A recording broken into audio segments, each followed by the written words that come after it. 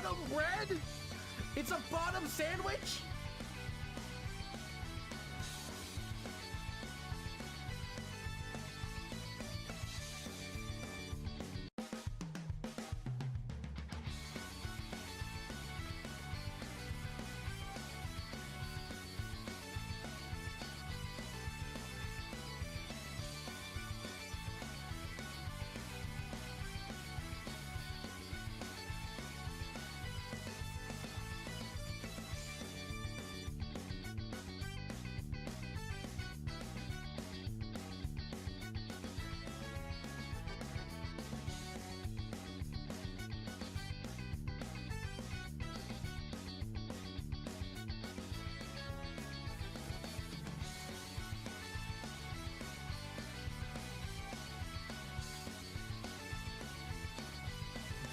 Bottom bread? It's a bottom sandwich?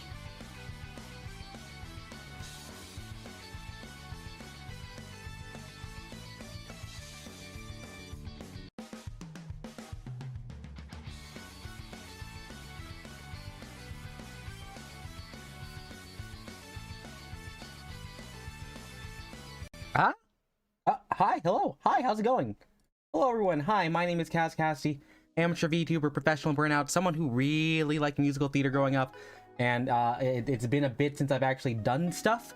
So now I just want to talk about Epic the Musical because I was listening to it earlier today for the first time all the way through, and it was really fun. I liked it. I liked it a lot, so I wanted to, you know, use this platform just to talk through some things. I've been on a bit of a pro literacy kick, and I think if we're talking the way we're talking about it right now, it would be very good to just talk through what makes it so cool, so good, and such a very refreshing way to talk about and experience classic literature. In this case, the Odyssey. Hello, Wef Northington. I know you love Epic. I know you do, because you keep asking me to do it during karaoke, and I need to learn more. I need to learn so much more about it, because I for the first time today, I listened through all of it, and I had a great time, and I just want to talk about and share my enjoyment. Hello, Toast. Nice to see you too.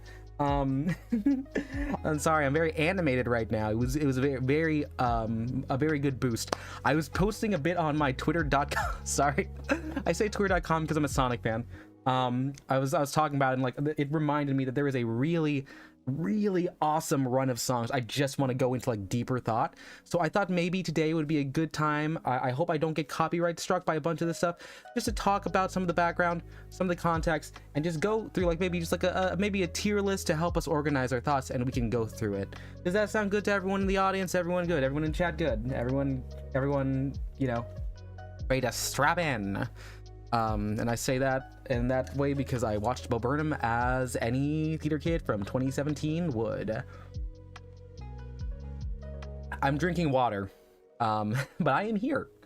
So, anyways, so I want us to just get a good baseline of Epic the Musical, figure out what's going. From a literary standpoint, let's just go through some quick terms. Let's do a quick prelude here.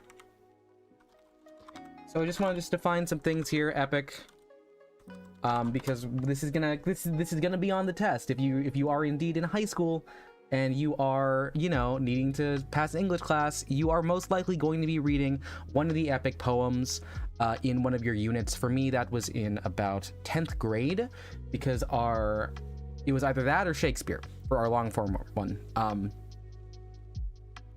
Epics are long poems, often like very like soaked in the mythology of like a writing culture. You may be aware of Beowulf, which is is it Norse or Old English, which is a very long poem. Other things that are recited very often pass along through like a folkloric lens of just going orally transmitted. So you might have the Iliad, which is the precursor to the Odyssey.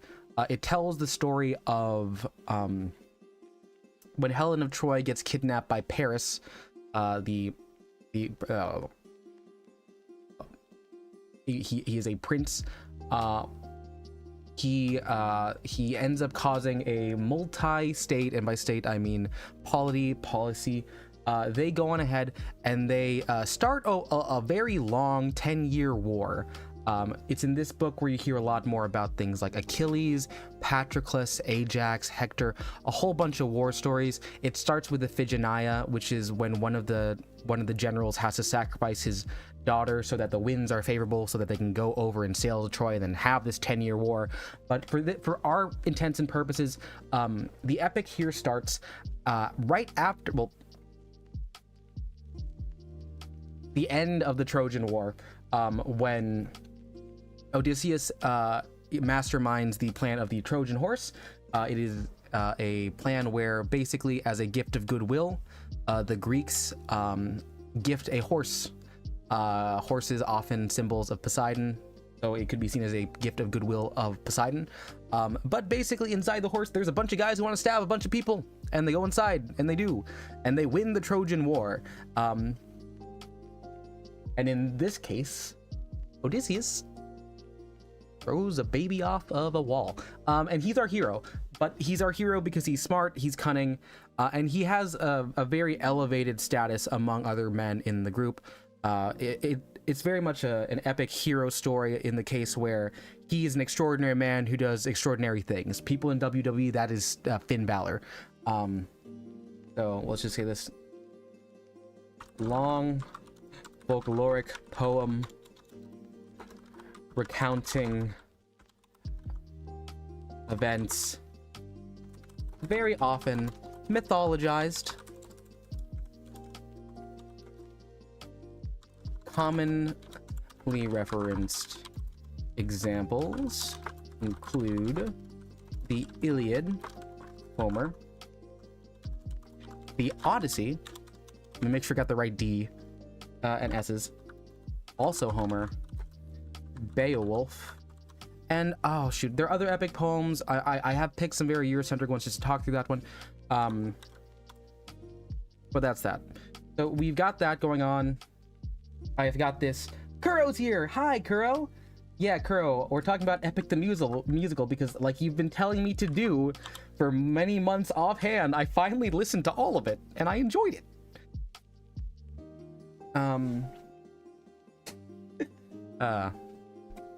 Right. So we're now just doing some like early background, so people who don't aren't familiar, have a bit of understanding what's going on here. If you have any questions, if I'm going too fast, going too slow, let me know. I want to make sure that you guys are able to understand my ramblings as best as you can, because I would like to share my enjoyment of theater and musicals and historical literature to the world. Let's do a quick long story short. The Odyssey is a millennium-old epic, maybe like 4,000 years, epic poem by Homer. The asterisk is because, as you do with many old stories that are transmitted orally, to some level of ubiquity, you can't really confirm if it was originally written by them. It could have been a group of people, but we're just going to go for the simple answer and say Homer did write this, not Simpson. Homer, old man, probably had more hair. And he retells the story of Odysseus, the king of Ithaca, and the famed Greek general, and his 10-year journey back to Ithaca following the Trojan War. So that is the super-de-duper quick way to say it. And I did say hijinks ensue, and it gets really sad because I don't know if you guys have read the book of Job, but there are many comically terrifying ways that he gets screwed over in his trip back to see his wife and child, and the wife and child have to deal with a lot of things in the background. In original form, it's about 24 books, and the musical condenses it to 40 songs, and I was able to get through it in about 3.5 hours the first run.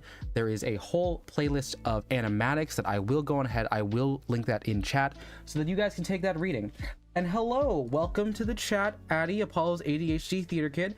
Very nice to meet you. My name is KazCassidy. I'm a former theater kid. I moved to tech and I felt a little bit of my soul die inside. And whenever I feel like very excited about things, I like talking about them. So we're talking about this because it was very much a good experience for me, and I like to talk about those kinds of things.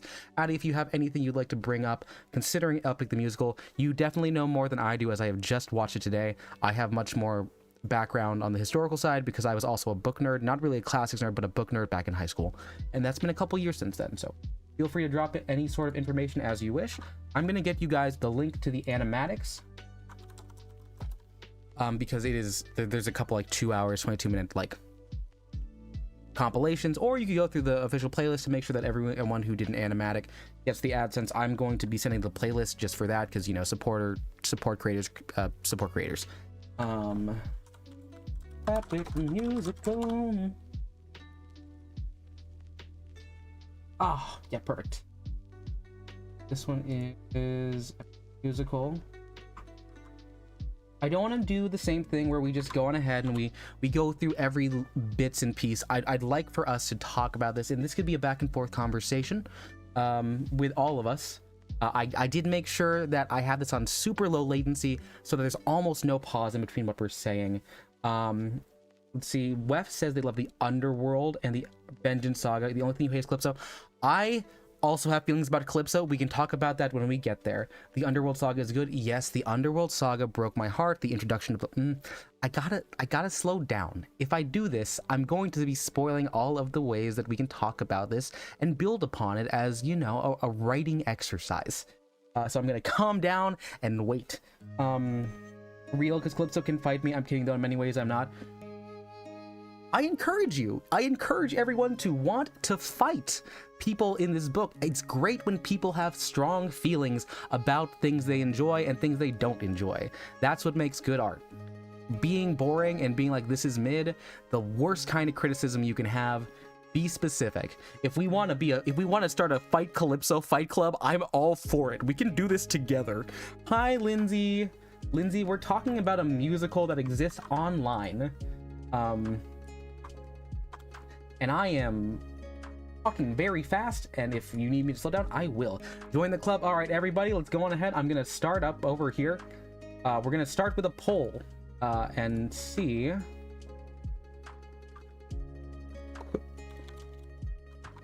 Are you joining the I Wanna Fight Calypso Fight Club? Options are now in chat. Please feel free to participate and give me whatever you want to do. Hashtag Calypso Fight Club. Indeed, in this case, to make sure that there is no linguistic ambiguity, I have called it in long form. I want to fight Calypso Fight Club. If you want to call it Calypso Fight Club, go for it. That other part is Hold Them Down. Okay, Hold Them Down, I think, is a great piece of music. I think that run between, oh my god, what's the run? The run that starts at, is it 600 strike into the challenge, into Hold Them Down? That is such a good run of songs. When that happened, I was truly and utterly gobsmacked. My wig was snatched. I was ready to die for killing these people. It's such a good way to deal with that. So I think right now, I'm gonna go back to the document, and for people who are not aware of what Epic the Musical is, we're gonna go a little bit further back here and just talk about some other stuff very lightly and briefly. I have one little section here. I want to talk to you guys about the just like one more literary term so that you can take that down if you want to write this down. If you want to not write this down, perfectly fine. I'm going to talk about this thing called in media res. It's a storytelling method that oftentimes people will use to, you know, kind of throw off the audience a bit, make them feel a little bit like unease, and also increase levels of intrigue. So in media res is the idea that when you start a story, you're in the middle of the action. If you've ever heard of the meme record scratch, you're probably wondering how I got here. That's in media res for a second. Very commonly, people will say a story starts out at the beginning, has a middle, and then has an end. In our case, in media res means we start in the middle, and there are some ways we can get back to the beginning, and then some ways we can get back to the end. Originally, the Odyssey is told in a different in a different order than the beginning of the fall of Troy and ending at Odysseus coming back home to Ithaca. It starts with basically a 4-book side story, I guess like maybe even a prologue, where Telemachus is off to Sparta. He's hearing about Agamemnon getting absolutely bodied by Clytemnestra, his wife, and her lover. As was foretold, they did indeed sacrifice that daughter Iphigenia, which I was talking about earlier today. You might have missed it. I did not write it down on the document. Agamemnon had it coming. And then He's also like working with Athena, who's disguised as like the mentor figure. It's a whole lot of like what's going on here. But then afterwards, there's like about a 4-book section where you can see that we're actually meeting Calypso in Epic the Musical. You meet Calypso in, I want to say, like cycle. Let me see. Oh, what cycle is Calypso numbered wise?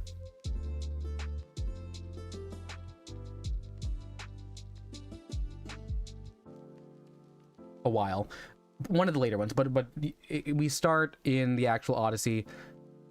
Zeus is like, I guess we gotta let him go because he's been Calypso's island for a while. And then we get to the 3rd section, which is another saga where we start with Odysseus over there, and he's coming back to Ithaca, and he just starts telling the entire story back. So instead of going 1, 2, 3, 4, 5, 6, 7. Instead, imagine it goes 5B, or no, maybe 6B, 6A, and then he starts talking 1, 2, 3, 4, and then we come back about 15 books later at 7. So now that we're here with that, that's in media res, starting in the middle of a story action chronologically, as to give a heightened sense of intrigue, mystery, or I would say like maybe disjunctive feel to the chronology. Yes. Context, just for the stories, yada yada yada. Jorge Rivera-Herrans, he's the primary composer, creator, caster, person on TikTok. This was a senior thesis that he wrote at Notre Dame, and then it got really popular on TikTok.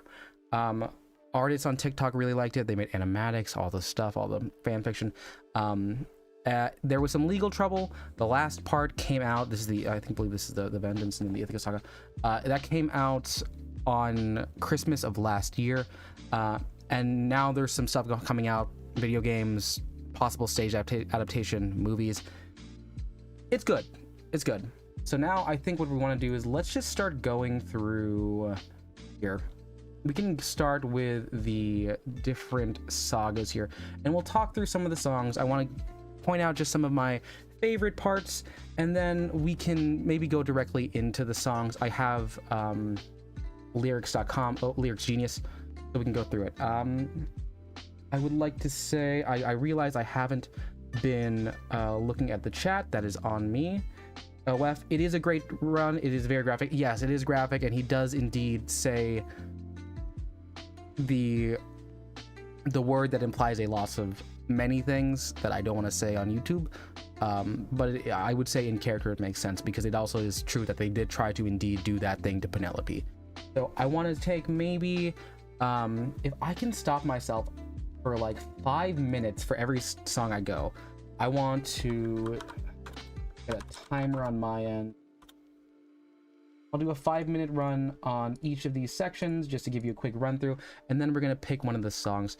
So the Troy, 5 minutes inclusive. The Troy Saga, like I said, we're at Troy, the war has started, and if we look at these songs here, from here, The Horse and the Infant to Warrior of the Mind, this is a lot of background, understanding where things are. The Horse and the Infant talks about the fall of Troy. The horse is the Trojan horse. The infant is the aftermath of the horse being successful. And then Zeus is telling Odysseus, hey dude, you know what you need? Oh, sorry. Thank you, Snowflame. It was just the Ithaca Saga. Thank you for correcting me. I will take responsibility. I am very much learning about this very recently. But please keep me honest. Everyone who is more of an expert on this, please let me know. We can make this a little forum so we can talk about fandom. It's really cool. Very good. Welcome to the channel. The infant is Hector's son. Hector is one of the war princes. He is the one that is most commonly associated with being the good fighter. Paris is pretty, and he got to pick a beauty contest between oh god, who was it? Eris, a goddess of discord, Athena, and Aphrodite, and he picked Aphrodite, and Aphrodite said, you can have the prettiest girl over here, but she was married, and then that started the whole problem. A lot happened, but this is where we see Odysseus. He's racked with guilt. He's very much established as a character who is wise. He's very much a good soldier. He had 600 men in his control. 600 were still alive at the end of the war. Amazing stuff. Zeus tells him he has to kill a baby, so he kills a baby. Let's go ahead and just pull that out here. Horse and the infant does some pretty cool stuff here. In here we start. He is in the haunts. He's in the horse right here in this first section, this first verse. Over here he's talking about other major characters in the Trojan War. Yada, yada, yada. Whatever, whatever. He's established he wants to get back to his wife, Penelope, and Telemachus, his son, who was born, etc., etc. Things have happened. He stabs a man in the horse. Here comes Zeus. Zeus says, you need to kill Hector's son or else he will come back with a vengeance. Please kill this tiny child. Odysseus at this point, you can see he's still racked with a level of humanity because he's like, I could take this son and he won't kill me if I raise him. And Zeus says, no, dude, I'm Zeus. He will burn your house down. And he says, what if I let him go far away? And he's like, he will find a way to get you.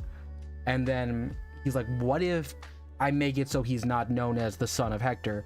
And then Zeus is like, dude, I am a god. I am for certain going to make sure that if you leave this tiny child alive, you are going to die. Because that's something Zeus does, along with, you know, rampant infidelity and siring children outside of his marriage to Hera. We're seeing a very strong clashing of, like, you know, ideals here. Because on the one hand, he's I'm gonna say he's not a demigod. He's definitely higher man, if that makes sense. He has the mortal realm on his mind. He understands ethics and morals and the feeling of guilt that would come with, you know, as one would do, throwing a child over a wall. But Zeus, on the other hand, he's a godly force that will be an immovable object. This clear dichotomy between the world below and the gods is a common issue you see in Greek mythology, because a lot of this stuff is like petty stuff the gods do and then people minorly fucking up. This will come back to bite him. This is something we got to think about in the future. Afterwards, we do get a very fun song to listen to. It was a good first listen. Just a Man. And this is more of what I was talking about with the, oh no, I must kill a child. So at this point, he's killed so many men. He has gone through with the Trojan horse plan, and he's won the war, essentially. And now he's thinking, is this the last straw that makes me not a person? Should I stop doing this? And it's important because it's like a small reprise size song. You could start with a lot of leitmotifs in here, but I think the most important part is we've got, at this point, he has enough time to dedicate an entire song to making a moral choice. That will not be correct as we go further on into the epic musical. He does kill the child. There is no getting out of the fact that Odysseus did indeed yeet the baby. Oh, hello, sirs. How's it going? How are you doing? Welcome to the channel. My name is KazCassidy. I'm a VTuber, former theater kid, burnout. I work in tech now. We're just talking about Epic. I'm going through a lot of this. It feels like a lecture, but at the same time, it feels like I'm rambling. So if you have anything you want to say, any expertise you have, anything you feel like I'm missing, please let me know. I invite all of you to add any additional insight that you have. Moving forward, we go into full speed ahead. This is the, okay, soldiers, let's go home to Ithaca. We're very hungry. What must we do? Well, answer, you must get food. And when you need to get food, this is I would say this is the first major trial that we get in you know, the Odyssey. Pretty light. it's it,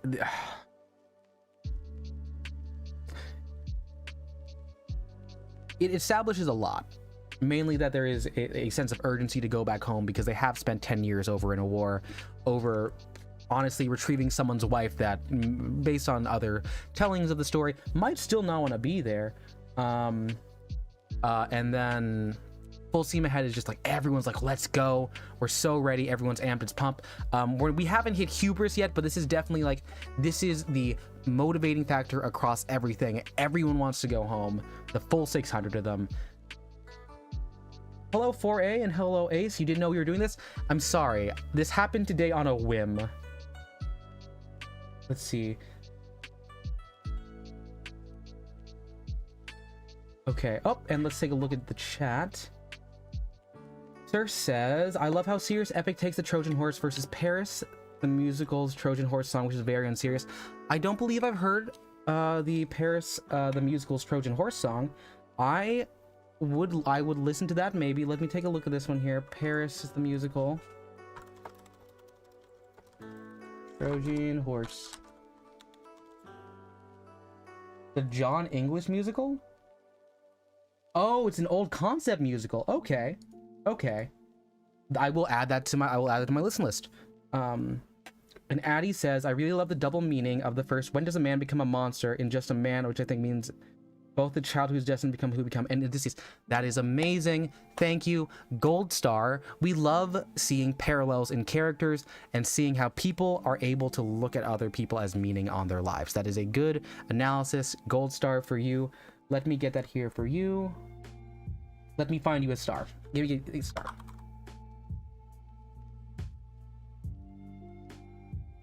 It's inside, outside. It's just some very drunk men, a horse. Yeah, you know, Cersei, here's the thing. That also could be a very, like, I can see that as a possible, like, inspired choice.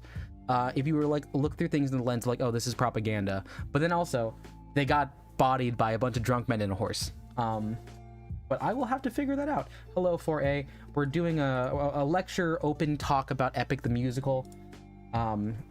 Feel free to jump in if you have any opinions, any knowledge. We, Cersei, or sorry, could you guys please, could y'all please drop pronunciations? Addie, I know it sounds like Addie, but for you, is it Cersei or just Cirque? I want to make sure I'm addressing you in a way that you would like to be addressed, in a way that makes sense.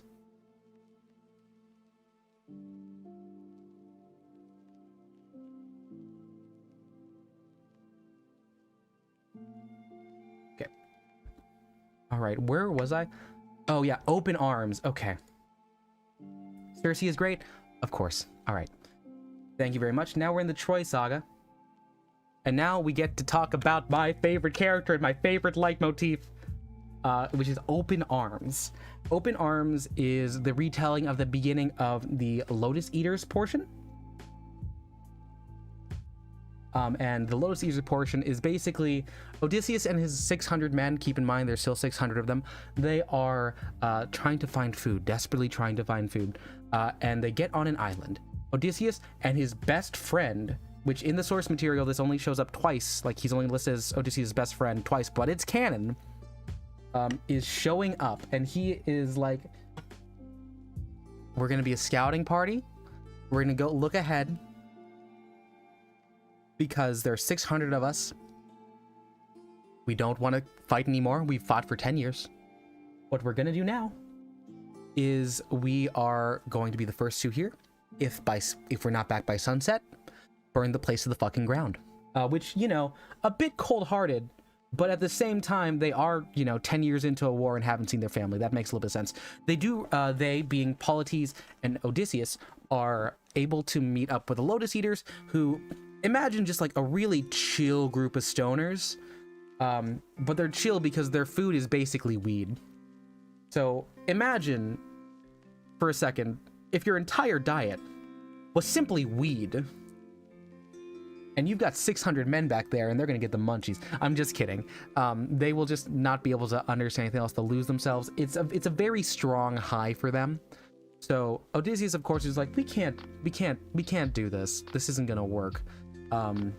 they then ask, where can we get food? And then they point them into the direction of a cave. The cave will be important in a second. Write that down.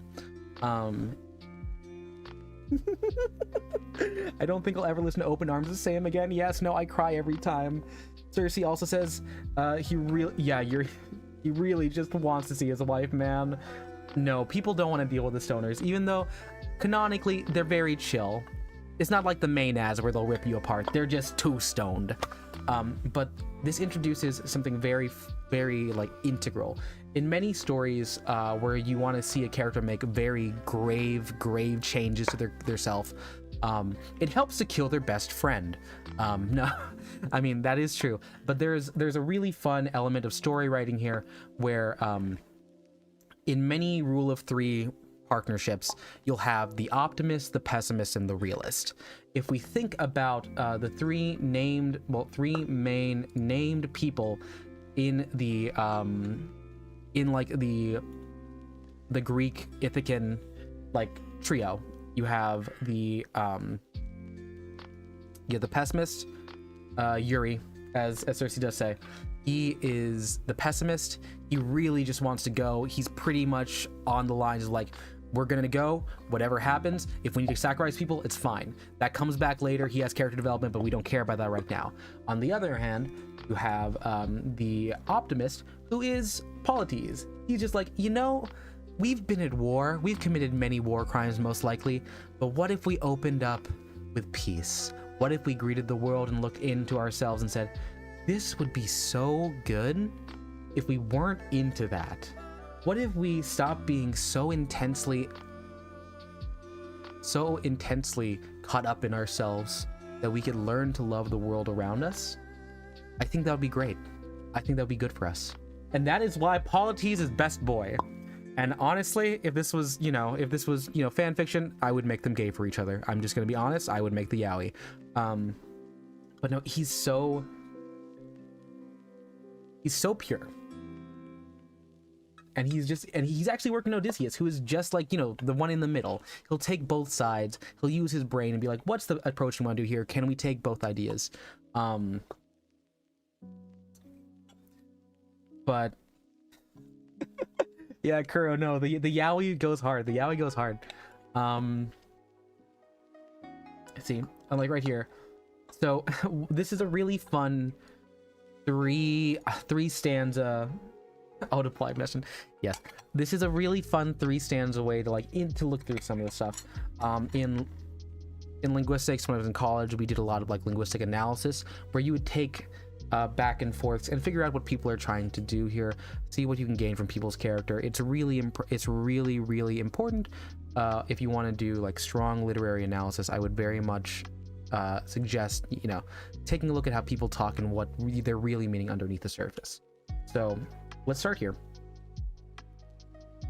The Lotus Eaters are just stylistically, the sound that goes with them, they're very high pitched, a little bit wonky tonky. They're just saying food. It's like, imagine that very nasal. And meanwhile, Odysseus is like, we got 600 people here. Don't fight us. We'll kill you.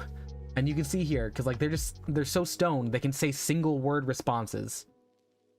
And Odysseus is like, I know y'all are stoned all, but don't come any closer. They're literally just eating. I do also want to point out how much I love Genius lyrics and how many people were just so unserious. This one just says, I think one of the Lotus Eaters is hungry. Oh my god.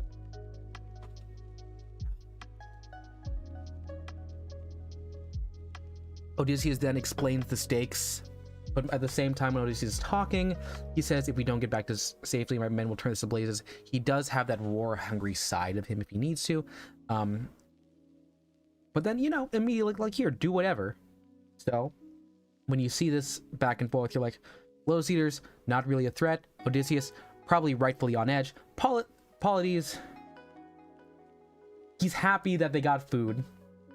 And he's not really logical about it, because he's like, yeah, we can eat all this shit and it's fine.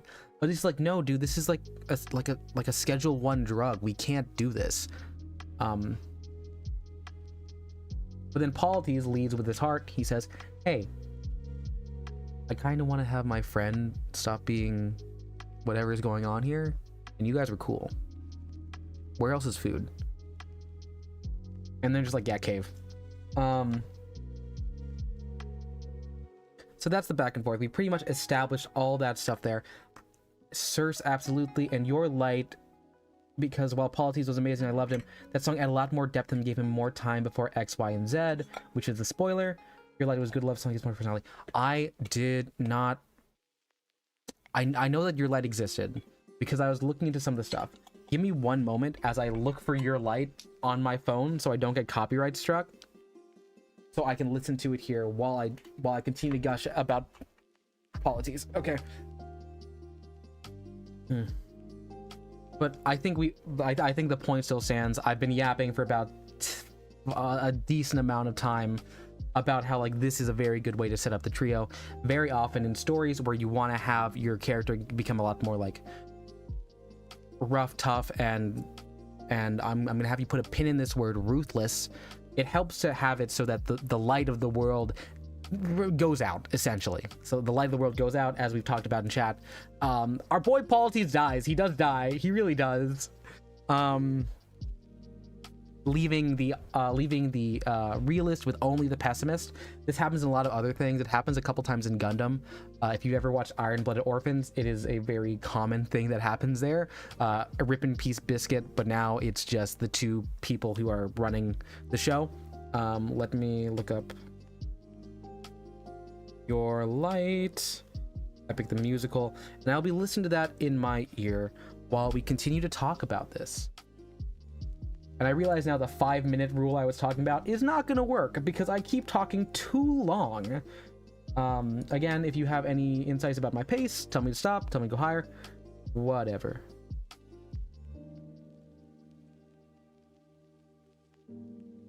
Okay. What's the last part of this? Oh shoot, Warrior of the Mind. Okay, this is another one where we introduce some fun stuff here. We get a somewhat sympathetic, favorable god on Odysseus' side, which will not be the case for a large portion of this musical. So because Odysseus is super duper smart, it makes sense that his patron goddess is Athena, the war goddess who's smart. And it's very much a case of like, hey, remember what I told you? You're still smart. Because you can wit with me. I'm basically, as one of my favorite animex says, your divine goddess sugar mama. Do what I tell you to do because I know you're good. And it's very much like a disappointed like parent being like, hey, what are you doing?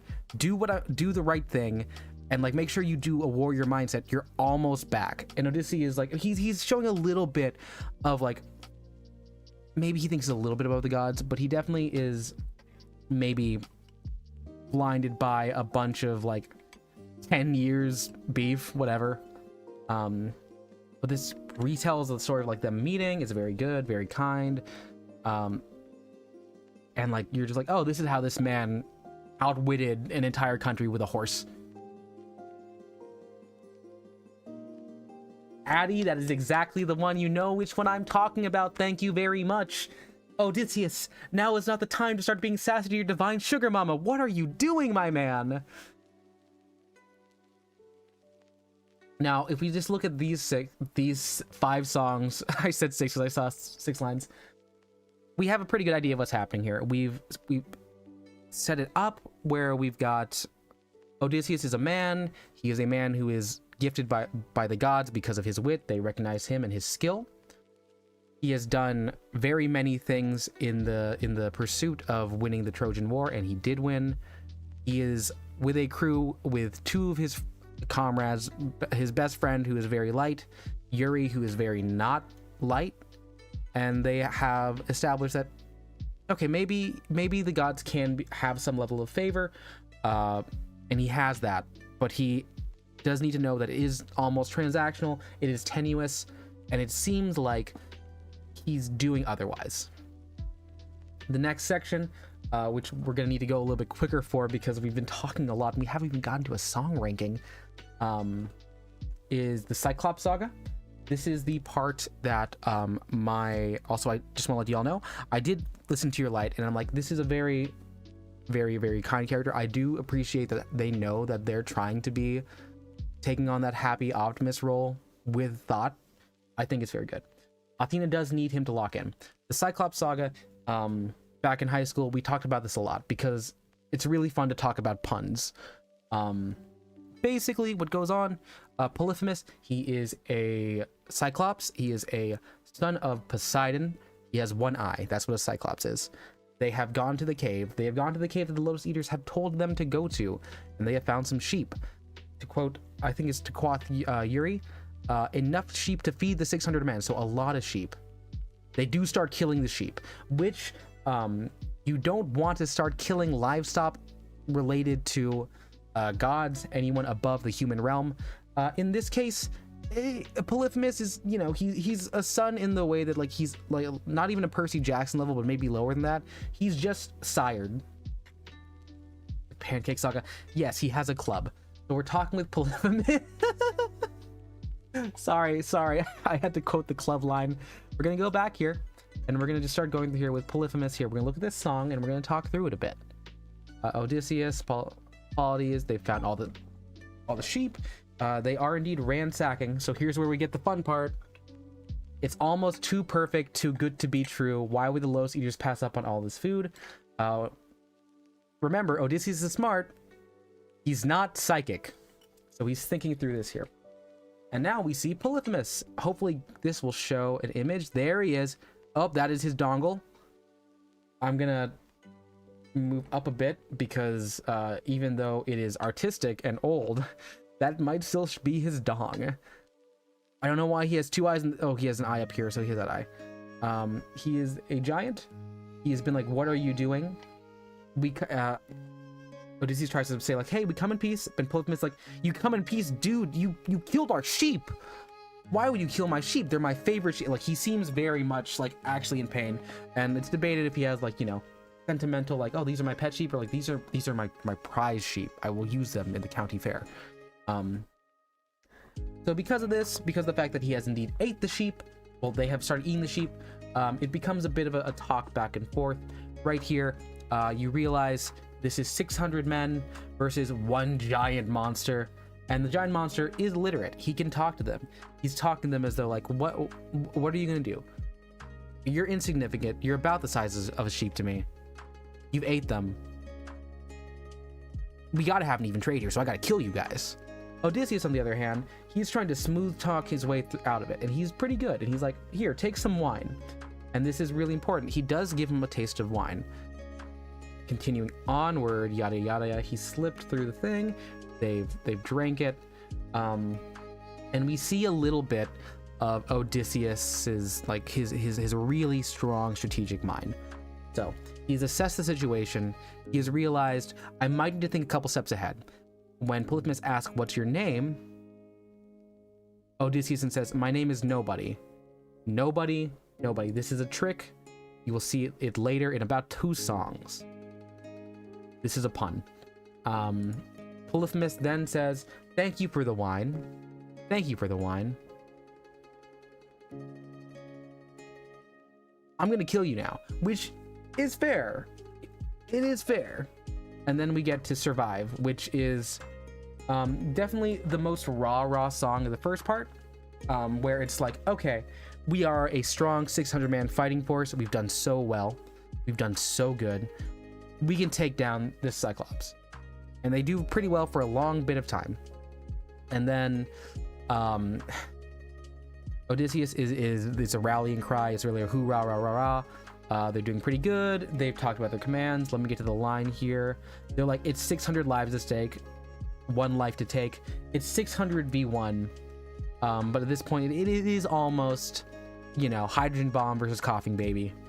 The soldiers are saying, not dice now, defeat is not allowed, we must live, we gotta fight. And then we see my heart break. Battle sounds. There is a club. Polities. hits the ground. There's an audible thud on the soundtrack. Captain, and our best boy is dead. Best boy dies about 7 songs in, and we no longer have our light. He has been, as I believe Addy is referencing, he has been flattened like a pancake. And now he's got a club. Captain has a bit of a dissociative, like, panic attack, anxiety attack, however you may say it. He is out of the question. The sound of the music cuts off. It becomes a bit of like a whining tinge. And now we are running through the case where, okay, no one's commanding these men. And Polyphemus, he's just kind of going real hard. He's batting people left and right. And then we get to the end of this one here. Polyphemus falls to the ground. Why is that? Oh, remember that? Remember this? He mixed lotus in the wine. So we are seeing part 1 of Odysseus can think on his feet. He was like, well, I had a feeling he wouldn't take the trade. So what I did was I drugged him. Which is probably against the Geneva Conventions, but I don't think the Geneva Conventions take into account, you know, Poseidon wanting to murder you. Odysseus, he does lock the fuck back in. Like, you can say a lot of things, but you cannot say that Odysseus did not lock the fuck back in during this part, because he does. They do end up taking his club and stabbing him in the eye. And that's good. That's very good. They take care of it. So the 600 versus 1 has ended with the one being blind but not dead. But then there's also more of them. So holy shit. 600 versus 1 is back, except now it's 600, well, less than 600 versus bigger versions of the one that almost murdered all of you and killed your best boy. Then we get to the fun part. The Cyclops, in the plural sense, now ask who hurt them, and everyone's like, shut the fuck up, guys, be quiet. And then instead of running like the pessimist says, because he's not thinking forward, he's thinking immediately, let's go. What happens is Polyphemus says the name he was given. Nobody, i.e. the phrase becomes nobody hurt me, and then Cyclops is just like, what the fuck dude, if nobody heard you, stop crying, we're gonna go play Xbox 360. That's facetious, but that is the idea. The idea is he outwitted them by saying, haha, I made you say a stupid pun, and it worked. So he gets out of there. They're running. They are taking the thing. But right now we're seeing the immediate effects of the death of Polides, because Odysseus, wanting to honor his friend, like, thoughts of the world, being like, gotta greet the world with open arms, open with peace. We've done enough people have died, just cut the losses here. So Odysseus takes that to mean, okay, we won't kill him. And then he's like doubting Athena, like, wait, what does that mean? What? No, don't do this. Seriously, being a smart warrior means you have to kill people sometimes. But Odysseus instead says, hey, Cyclops, he basically tries to post expo facto talk no jutsu. Ex post facto no jutsu the Cyclops by saying, hey, buddy, we were trying to be nice to you, but you did bad things to us. So what's gonna happen? I'm gonna make sure that you live on with this. You need to remember them, and you gotta remember us. And then he goes like, I'm the reigning king of Ithaca. And then he says, like, I am the infamous Odysseus, which is so intense, so strong, such a strong phrase from a strong boy. But he does indeed kind of make his bed to lie in by identifying himself as Odysseus, because we don't know how close Polyphemus was to Poseidon, most likely not very much, but he has a name, and he has the king of Ithaca, and there's only one of those right now.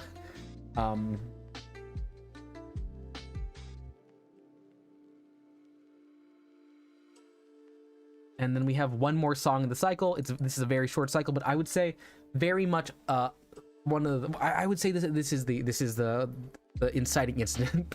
Not Not the end of the war, not the killing the baby. For certain, the inciting incident is like Athena goes, my goodbye. She's like, what are you doing? You're being not good at this. You're being not wise. You're not being Athena-like. I've been telling you this entire time. You need to be smart and take my advice. I'm giving you the strategy. I'm giving you the gift of the gods so you can win this war, and you won the war. Why wouldn't you listen to me when I want you to fight this guy and kill? And Odysseus is like,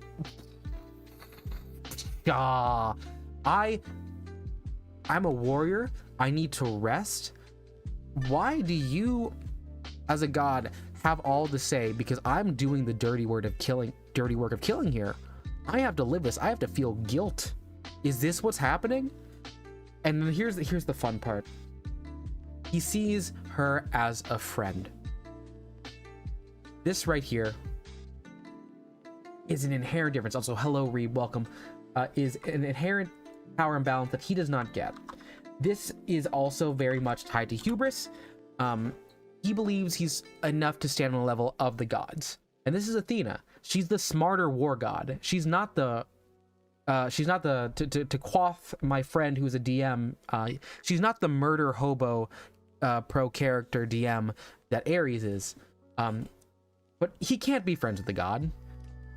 It's like when you have like a cool teacher, and they're cool, like, but they were like very clear, like, I am your mentor, I'm teaching you how to do this, I see potential in you, how about you do what I say? And Odysseus is like, yeah, bud, let's go have a drink afterwards. And Athena is, in this case, just like, yeah, sure, whatever. But yeah, no, she for certain just sees him as a mentor. And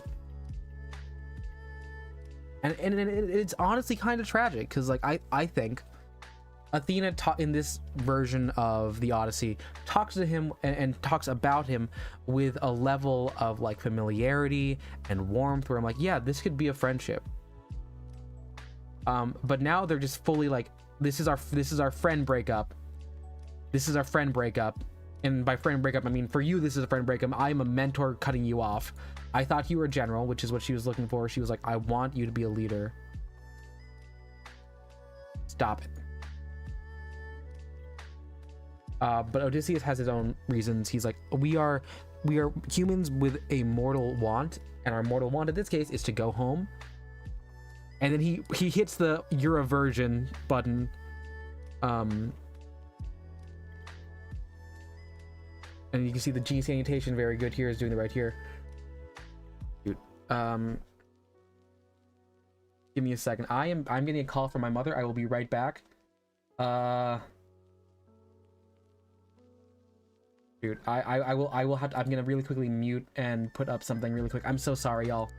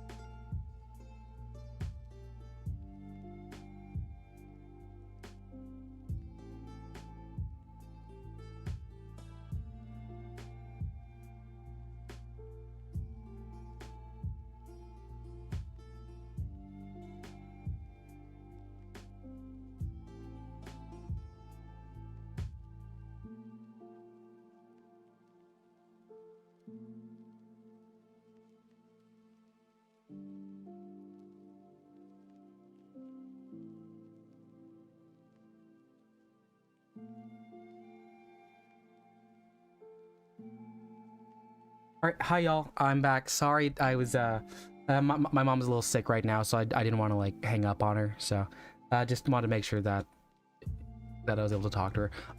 But yeah, so before we go back to the part where we get the breakup, we can talk about just like some of these like little character notes I put on these people. Yeah, she's been better. Odysseus, just, oh you sweet summer idiot child, please calm down. That will become more relevant as we continue. Thank you, Cersei. You will understand why I'm like waiting for Penelope because it's a really strong leitmotif. Athena, I really do think, like, even though in my mind I know like she knows that she's a goddess and they can't be friends, I'm like, but they want to be friends. They want to be friends. Telemachus. I have problems with legendary. We'll get to legendary in a second. Sorry, in a long bit, because this is a long musical. But for all the Hamilton fans, he does have a bit of a Philippa Sue starts beatboxing and he starts rapping moment, and I'm like, oh shit, no. It feels so weird. Zeus. Sorry, not 5 big boos, 5 big booms. Polyphemus, yes indeed. Addie, I went with my father will hear about this, you know, from Draco, from that series. Poseidon, I have 3 points. We will talk about the 3 points later. Poly's, yes, best boy. So that is just my understanding here. Well, it's so weak. It's so weak. I feel so bad.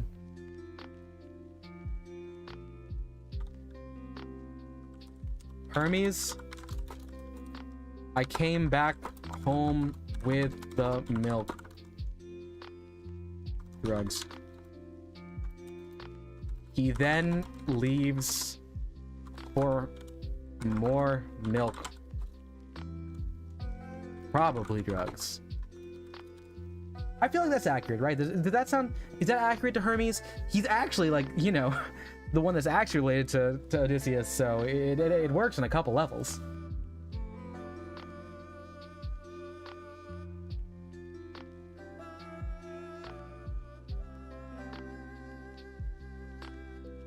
Okay. Well, okay. So we're that yada yada. They cut the line. They broke up. He is gay coded, Dad. This is my goodbye. Yeah, no, it's so sad. It's so sad. Athena's gone. Best friend bye. And now we're basically about to see 10 years of low points. But we're now going into the next song cycle, the Ocean Saga.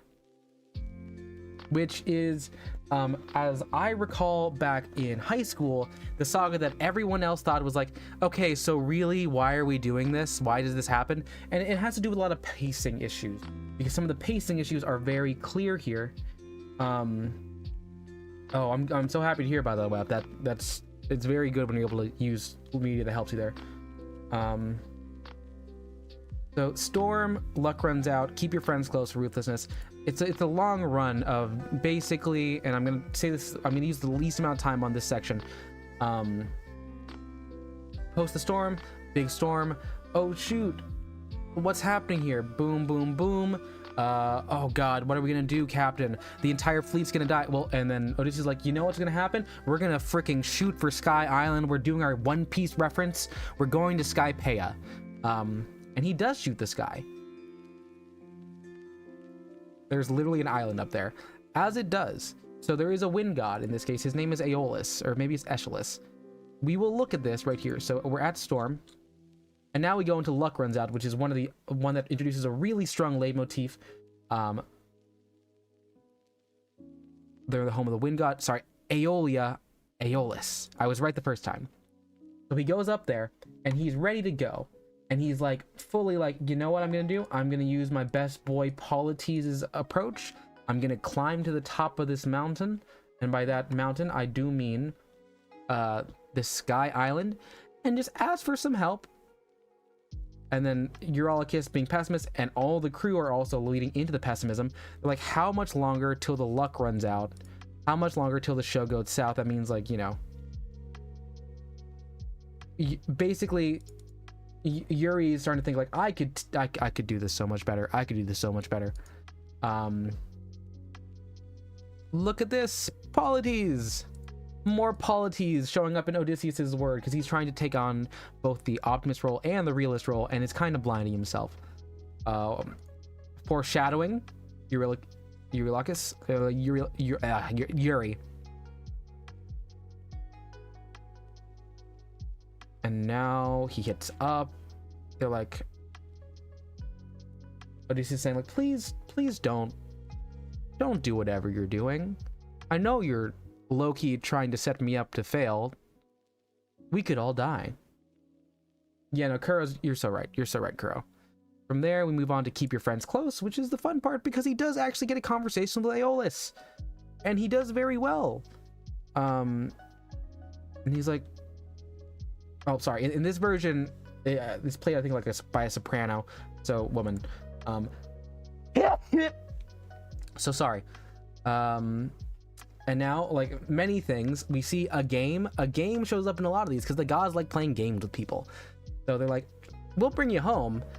Just this little bag of wind here. This little bag of wind. How about you hold on to it? You hold on to the bag of wind, and you don't open it, and no one gets to open it. And if you open it, you lose. If you open it, you lose. If you don't open it, you win. You go back home. And then Aeolus and the Winions, which is basically all the subjects of Aeolus, are just like, how about you just pay attention, because you got to keep your friends closer, your enemies closer. And turns out the enemy is Yuri. They're going through, people are asking, yada yada yada, for the love of all this holy, what's going on there? The Winions are saying, this is treasure, and that's a rumor that goes throughout the entire camp, and by camp I mean all the fleets left. And now people are being like, what? No, everyone listen to me, I'm your captain. Do not open the bag. Don't open the bag, or bad things will happen to you. I'm being very clear. I talked to a god about this. Do not open the bag. If that happens, we will all go home. Unfortunately, what happens, because, you know, in his dreams, Odysseus finally falls asleep. It's been 9 days of him guarding the bag. The one time he falls asleep, they fucking open the bag. Now, we don't know if Penelope is outwardly yelling this, but they are literally right in front. They are right in front of Ithaca. And they're gone. The bag's open, and now we're going to the land of the giants. Which means we see Poseidon for the first time. Yeah. And I'm doing okay, Aaron. Which takes us to Ruthlessness, the last song in the cycle of the Ocean Saga. This is where we see a little bit of like long-term storytelling here. Because across this bit, you'll learn that I guess the primary like god antagonist is it's gonna be Poseidon, because he's trapped at sea for 10 years. So with Odysseus, what's going on now? We've hit the point where we're seeing the first confrontation, and he says, "You got to be ruthless. You gotta be ruthless. You made my son blind. You should have killed my son. You really should have killed my son." And then we get the phrase, "Ruthlessness is mercy upon ourselves." Basically it's him trying to teach Odysseus, saying like, you should have done what you did to that finish.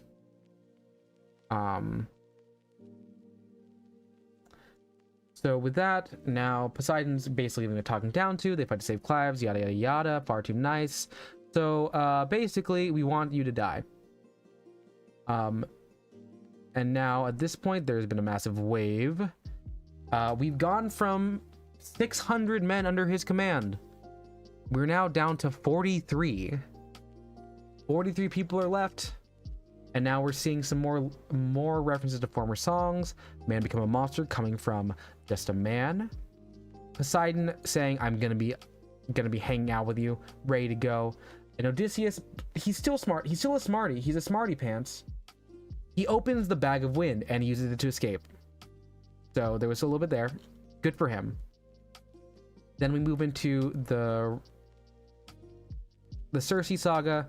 I'm realizing a lot of y'all have left, and I do want to talk more and actually get to tier listing. So I don't think it's worth talking through all of this in as much detail. Let's just talk through the highlight points. We can talk about more of these songs at a later time when I have things more planned out. I could make slides about it. Who's to say? The Circe saga. Circe is a sorceress. Circe, basically what happens, they go upon an island. She talks about being a puppeteer and the men being the puppets. She does turn a bunch of Odysseus' men into pigs. Odysseus does receive a drug from Grand Uncle Hermes, and with that, you hear some stuff. They have a confrontational, they being Odysseus and Circe. Odysseus outsmarts her and will not sleep with her. Very important, because it's important that Odysseus does not sleep with anyone besides Penelope. And then they get off the island. Because Circe then says, here's what we're gonna do. Don't kill me. I'm taking you to the underworld who can tell you how to go this. Then we have the Underworld saga, which is really fun because it's 3 songs, but it's really sad. The Underworld is where you start seeing a major turn in the character of Odysseus. He's now seeing ghosts, literal ghosts of his past. The fallen Greek soldiers, the 557 men under his command, Polites, the best boy, and then Anticlea, who is his mom, who died of grief. They do eventually find the blind seer Tiresias, who talks about, like, well, someone's gonna make it home. One dude's making it home, but it's not you. Which is a double meaning, because not you in the sense of, like, no, it's your body, but you're a changed man. And now at that point, Odysseus is like, what's happening now? Like, do I need to, but he's like, no, I need to see my wife and child. So he's like, I'm gonna be the bad guy. This is where we get Monster, which is a really good song. So we've got that. Afterwards, we hit what would be basically, we can speed through this. The first part of is the Thunder Saga, when we get Zeus for the first time, suffering, different beasts, Scylla. There are large portions in the original Odyssey where it's Odysseus' trials at sea. There's the one where the sirens are singing and his men can't hear it, because if they hear it, they go into the rocks and die. Suffering instead for them becomes, in this version, everyone has beeswax in their ears. And what happens here is they are able to avoid being tempted, and they do straight up just kill them. So this is the ruthlessness of Poseidon that they were talking about, and him becoming a monster like he was foretold to be. Afterwards, we see Scylla, and I'm going to look up a picture of Scylla and Charybdis. Scylla, in this case, a monster, many heads. Think of a Hydra, but in the ocean. The other option would have been Charybdis, which is like the Muad'Dib from Dune, but also in the water. They chose for Scylla. In this case, this is something that has led to some issues, because rather than do what he did earlier, which was put every man and their safety above all, he kind of just let 6 people die, which out of 43 is bad, but if we talk about pure numbers, probably pretty good. Mutiny is where Yuri has his heel turn moment, because he's really bad at this, because Yuri is also stupid. He started to become more of like I think I'm the real leader, I care about my men. This is his big moment. He basically leads a mutiny. One of the people in the crew stabs Odysseus, and he's knocked out. And when he wakes up, they're on the island of the sun. Helios, the god of the sun, has a bunch of animals. I would say cows. They're cool. They're friends. They're pets. They're immortal cows, so you can't kill the cows. But they tried. And because of that, that summoned Zeus, the Thunderbringer. And then here's the fun part, because when you get to Thunderbringer, Zeus is like, remember how we said there were 37 of you? Yeah, now there's 1 of you, because Odysseus has to say he has to pick between who gets to live and die. And he's like, I'm gonna pick myself. So he picks himself. Yuri is very sad, and it's like, you know what that means. And he's like, I need to see my wife and son. He really becomes the Walter White of the Odyssey. Because he talks about his wife and son a lot, which is true. And that's the end of that part of the cycle. We run into the Wisdom Saga, which is where we run into Legendary, which Wef in chat has mentioned as being not a good song. I agree, it's not a good song. This is the introduction of Telemachus. He's just a little guy. He's like 20. He's been helping run Ithaca in his dad's absence, and he's doing okay, but he's just like, oh, I wanna face big monsters. I wanna be a big guy. I wanna do like my dad. And then we get introduced to Antinius and some of the suitors.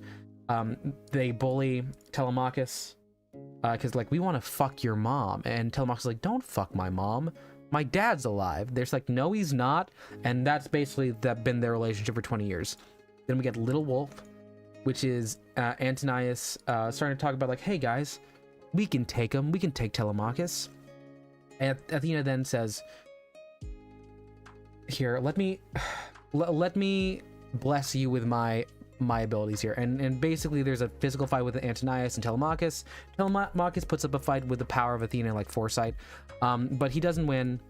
We'll Be Fine is another one of Athena and Telemachus songs where it's just like, let's be friendos, let's be friends. But Athena also calls Odysseus a friend. Like, she calls him a friend. So like, she's had enough time to think this through. Telemachus is not, no. It's about her dad, his dad.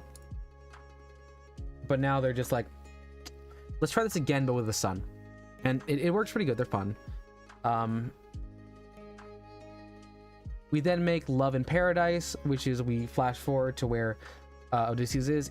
For 7 years, he's stuck on an island with Calypso, a witch who wants to love him. He, in like the real Odyssey, does sleep with her. It's coercion, so it's not really the same as cheating in some ways, because I mean, it's a god. But he does resist. And then Athena's like, oh shoot, that's where he is. It's been 7 years, shit.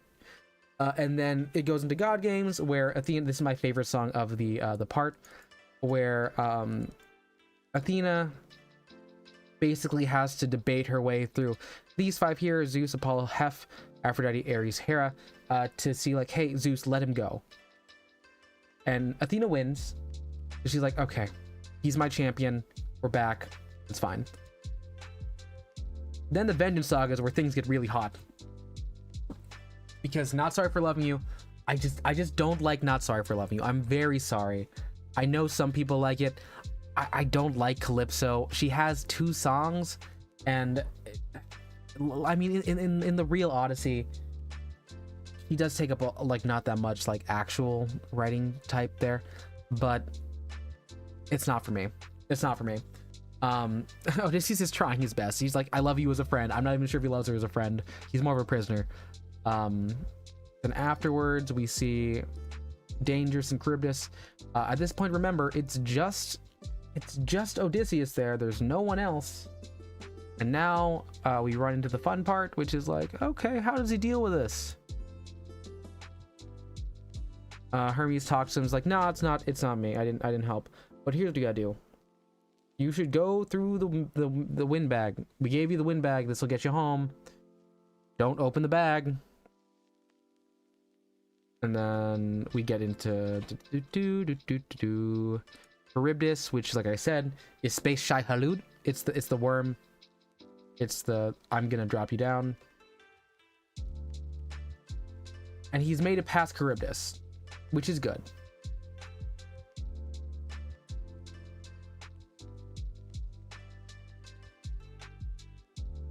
We made it out.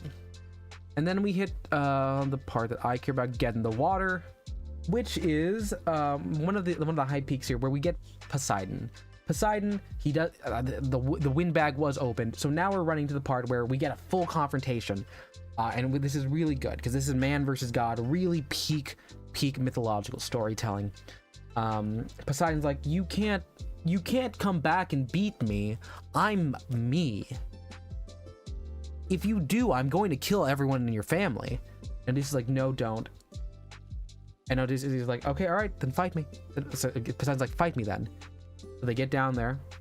Poseidon does the bad thing when you talk to Walter White and says, I'm gonna kill your wife and son.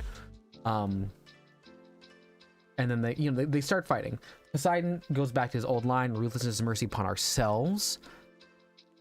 And then we go through here. We see a long series of basically small reprises. Relax, my friend. Tell you're getting nervous. Hi, Polites. Yuri's saying, I think this is love. This is luck runs out, I think, right? And Eclea, who is his mom, who is dead. And then we hear the waiting. Except now it's not just his mom, it's not his wife, it's just everyone who's died. And remember, a lot of people have died. And then we hit what is, I think, my favorite song, 600 Strike. 600 Strike is one of my favorites because it's such a look, there's been a lot of discourse about songs and things that are about the power and the unflinching spirit and will. I will say, as a disclaimer, my favorite anime is Gurren Lagann, but in this song, Odysseus is really just like standing on his ground. He's saying, I have done so much. I have been through so much shit. I have had one goal this entire time. I'm this close. Do not take this from me, God. If you don't, I will fight you. There's nothing I can do that will stop me, because I will fight you and I will smite you with the power of all 600 men that I came with to Troy. It is just me. And he does it. He strikes him. At the same time, Poseidon's like, that doesn't work. That doesn't work. Because he had to open the bag. He did open the bag, but what happened, however, was he was able to use that moment to get the trident.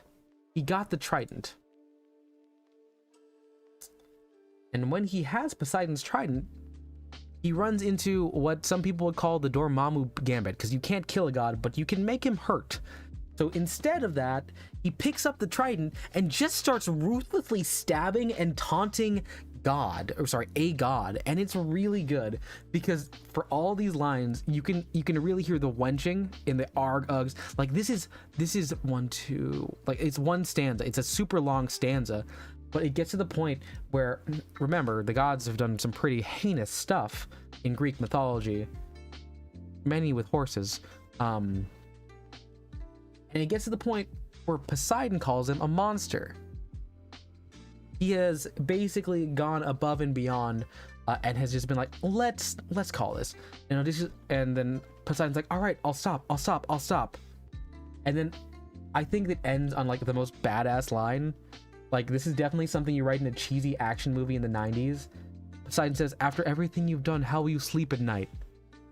Because he's just like, because this is like looking back to the mercy philosophy, the polities philosophy, because back then when he last met him in person, Poseidon, well, about 7 years ago, maybe even 9, was just like, yeah, he's soft. So instead of saying, how will you sleep at night?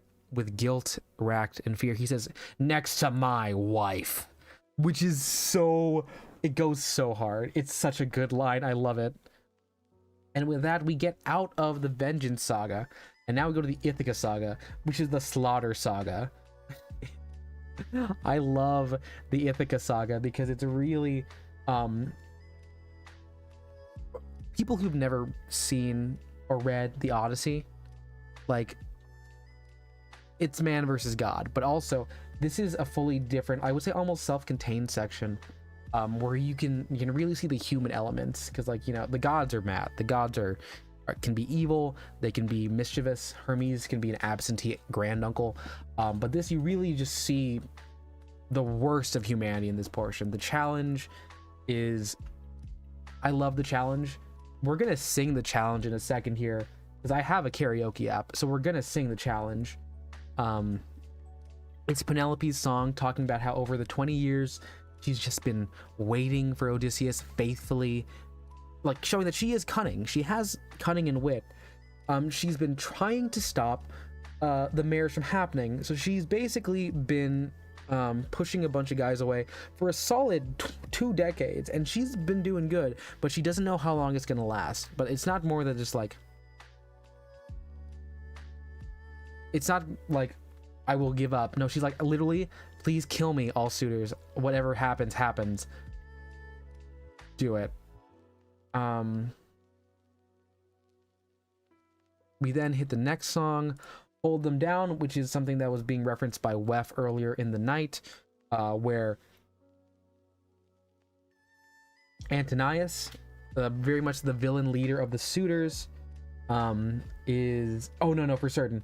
Kuro, you're right. Penelope is a ride or die, because she legitimately was like, ride or let these guys, you know, kill me. The suitors is like, oh yeah, this is a challenge, but then Antonius is like, wait, whatever, we're not gonna do this stuff. This is another silly game. Why don't we just take everything by force, kill the sun, and then, you know, take Penelope? It gets really dark, it's really heinous, and we're not gonna really go into that, but the implication.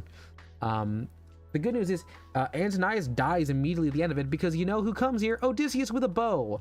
Odysseus has a bow, and then we hit one of the most ruthless things I have ever seen. I listened and watched the animatic for a while, and it was just Odysseus just laying waste on all the suitors, like being like, you thought, like literally he's like all the suitors, bitch, you thought you knew this castle by like hanging out here for 20 years? I built this place. So he's just like in all these like hidden depths and different like hallways. He's just like, I'll pick you off, I'll pick you off. And then it gets to the point where like Telemachus, like little wolf, little boy, with the help of Athena, she has kind of like been able to influence him to be like, you know, a decent warrior, still young, still inexperienced. There's a trap that's laid where they're in the armory, the suitors, and then Telemachus is there, and they're like, we're gonna break Telemachus's hands. And then immediately afterwards he faces the issue that he's fucking dead, because Odysseus is just like, there's no mercy here, I'm gonna kill all of you. And it keeps going. He beheads the last one, like the second guy, and then it's done. And then we get to I Can't Help But Wonder, which really does a good job of closing the loop with what was going on with Odysseus and Athena. They leave on pretty decent terms, where Odysseus is like, I think we're past me being your champion. I've lost a lot of the wisdom. I have become a monster. But thank you. And Athena, on the other hand, is very similar, like, I can't help but wonder if I had, you know, either checked in earlier or we had talked this through. It was a very, it's a very sad, kind of bittersweet friendship end, but like they walk out of it with a bit of knowing of like, we understand each other, and Athena will continue to bless Telemachus, whatever. I forgot the part. It opens with Telemachus. This is like the Philip Schuyler gets to meet daddy kind of moment, and it's okay. And then we get to the end piece, which is Would You Fall in Love with Me Again, which is Penelope testing to make sure that it's actually Odysseus. Very much an Odysseus move. She basically threatens to get rid of the marriage bed. The marriage bed was built around an old oak, and this gets Odysseus really mad, because like, did you replace the old oak tree I built our house on? And then she's like, nope, that was a test, you're my husband. And then they reaffirm their love for each other, and that's the end of Epic the Musical. We talked through that. It took about an hour and a half of me yapping. Many of y'all have left. I appreciate y'all that stayed. We're now gonna sing a little bit of Epic the Musical, and then we will start doing tier lists. So yeah, give me a second. Let me get my karaoke set open. And I may need to mute this afterward. Okay, let me get Carafon open.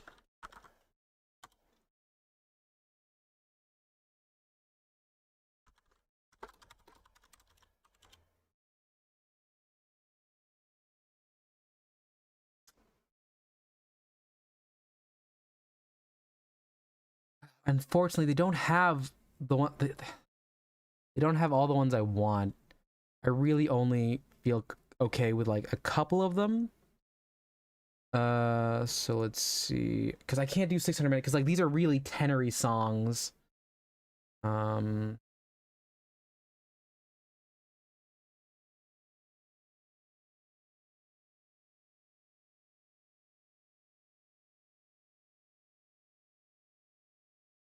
We're gonna start with a really bad one and see if it's so bad that it'll get Wef back in here. Let's just, here we go.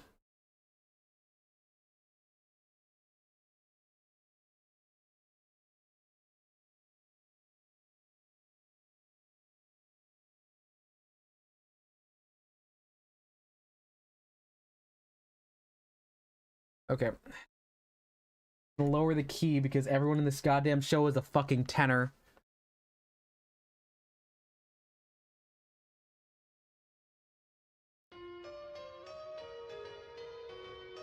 Ba-da-bum-ba-dum.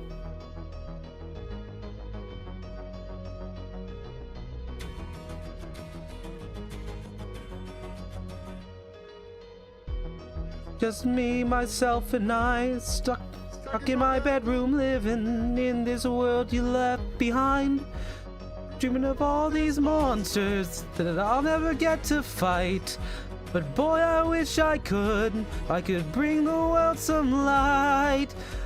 'Cause I'm stuck with your stories, but no clue who you are. No idea if you're dead or just too far. Buddy, tell me, come and give me a sign. If I fight these monsters, is it you I'll find? So then, give me sirens and a cyclops.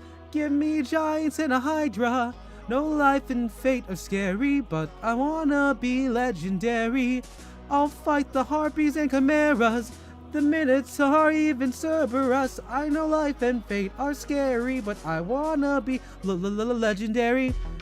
There's strangers in our halls, trying to win the heart of my mom, but she is standing tall. 108 old faces of men who call me small. They keep taking space and it's not much longer we can stall. 'Cause they're getting too impatient.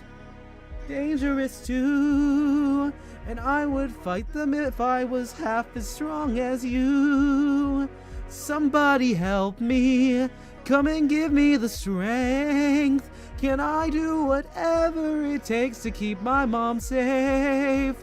If so, then give me sirens and a cyclops. Give me giants and a hydra. I know life and fate are scary. I wanna be legendary. I'll fight the harpies and chimeras. The Minotaur, even Cerberus. No life and fate are scary, but I wanna be legendary.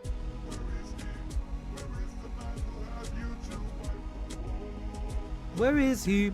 Where is the man with whom you spend your life? 'Cause it's been 20 years. Give me a chance, a single opportunity, and overcome these obstacles and scrutiny. And when's your trump of a mother gonna choose a new husband?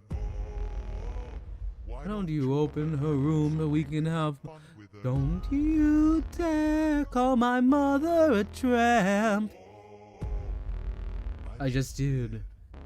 What you gonna do about it, champ? There's the fight. Somebody tell me, come and give me a sign. If I fight this monster, is it you I'll find? There's that. It's not a good song. It feels very much like, it's like if Pasek and Paul tried to make a song from Hamilton. Does that make sense for you? Does that make sense?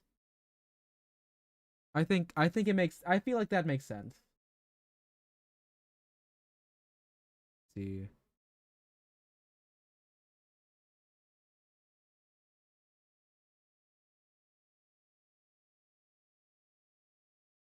I don't like Not Sorry for Loving You. I'm not a big fan of Calypso. We've talked about this. We can talk about, let's see. Dude, I don't even know Monster. I'm not. Okay, so we're just gonna do the challenge. We're just gonna do the challenge. I'm so sorry, but this is the one that I know, and I do it all the time at regular karaoke. So we're just gonna do the challenge and drop it like 5 keys.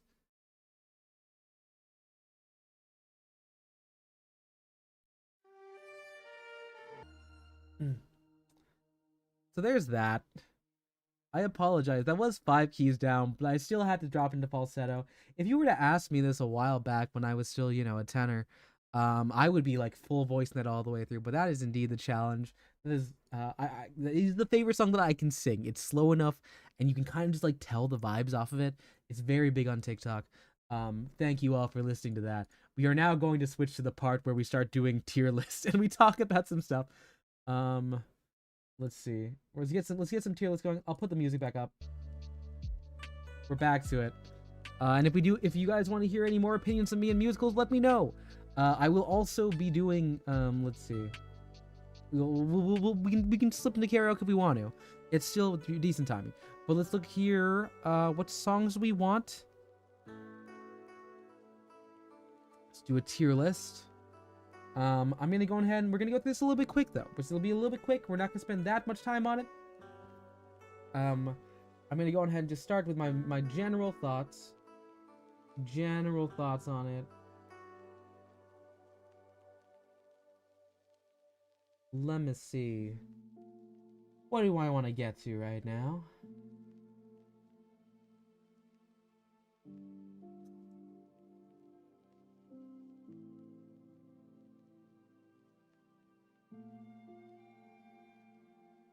Look at this.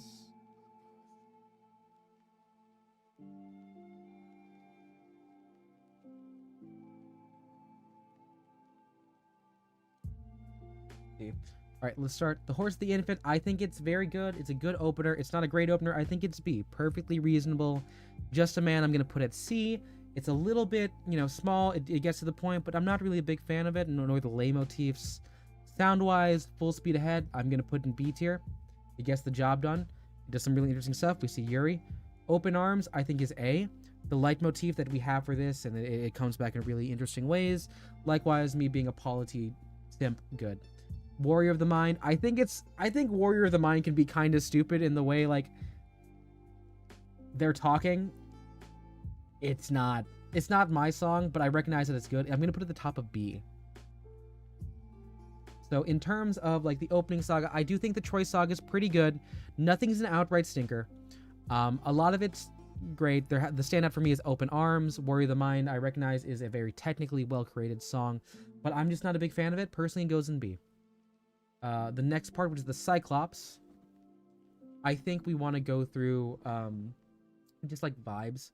I think vibes-wise, Polyphemus is it's pretty low for me. I'm gonna put it on C. I think there's some pretty cool stuff that happened in it. Polyphemus, or Polyphemus. I'm using the wrong pronunciation here. Like it does some things that I do find very, very good. I do like, we get to see Odysseus be a little bit cunning. You get some good stuff in. I just don't think there's much interesting that happens, like sonically. I do think Survive, on the other hand, is a good next step. Survive is really fun. It forwards the plot. We see a very good like beat drop at the end of it. I think it's an A. Remember Them, very, very good at what it does. It is it does close up the set pretty well.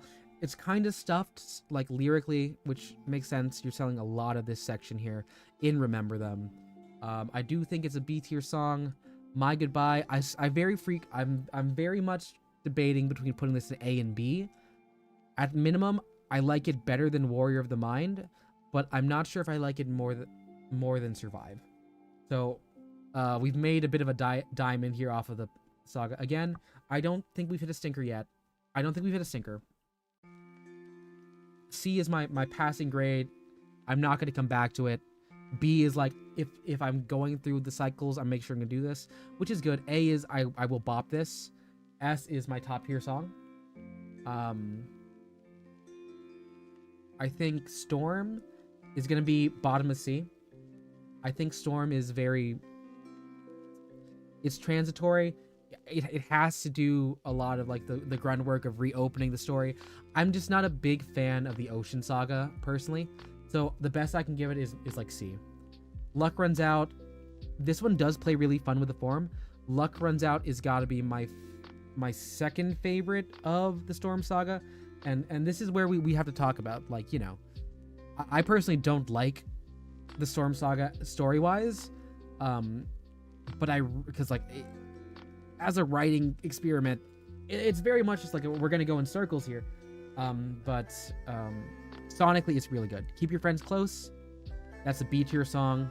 Ruthlessness, I'm gonna give Ruthlessness, god, it's an A at least. I need to see, because Ruthlessness is super strong. Like, the Ruthless and Mercy of Ourselves is such a great recurring line, and it's so strong in this section. Like, I think even just for, like, the ending of it, and, like, the story beat, the hits, I think this is our first S. I think this is our first S. So I'm gonna give it an S.